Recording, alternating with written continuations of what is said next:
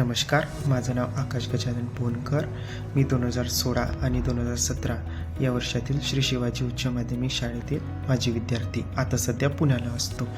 शाळेचं नाव घेताच आपल्याला शिक्षक, विषय शिक्षक, वर्ग शिक्षक हे सर्व आठवतात. मला वर्ग शिक्षक म्हणून जाधव मॅडम होत्या.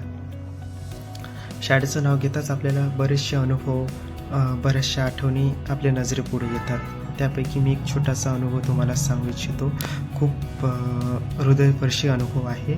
छोटासा अनुभव मी तुम्हाला सांगू शकतो. बरेचसे अनुभव आहे, त्या सांगायचं म्हटलं तर टाईम पुरणार नाही आपल्याला.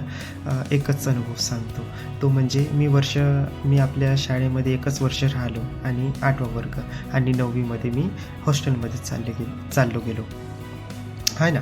तर 8वीमध्ये गेल्यावर सुद्धा आता बघा, शिक्षक आपल्या विद्यार्थ्यांना पावलोपावली मदत करत असतात, हे मात्र खरं आहे. आणि सर्व शिक्षक आपल्या विद्यार्थ्यांना सपोर्ट, मदत करतो, हो की नाही. तो कुठपर्यंत? तो फक्त शाळेत असेपर्यंत, तो विद्यार्थी शाळेमध्ये असेपर्यंत. पण मी 8वा वर्ग होऊन 9व्या वर्गामध्ये हॉस्टेलमध्ये गेल्यावर सुद्धा माझ्या मॅडमनी, वर्ग शिक्षकांनी, श्री जाधव मॅडम, आदरणीय जाधव मॅडमनी माझ्या स्कॉलरशिपसाठी अथक प्रयत्न केले. माझ्या घरी फोन करून काय काय डॉक्युमेंट्स लागतात, काय हव्या नको त्या गोष्टी लागतात, ते माझ्या घरच्यांना विचारून डॉक्युमेंट्स घेऊन त्यांनी माझ्या स्कॉलरशिपसाठी अथक असे प्रयत्न केले आणि शेवटी माझ्या बँकेमध्ये माझी स्कॉलरशिप जमा झाली.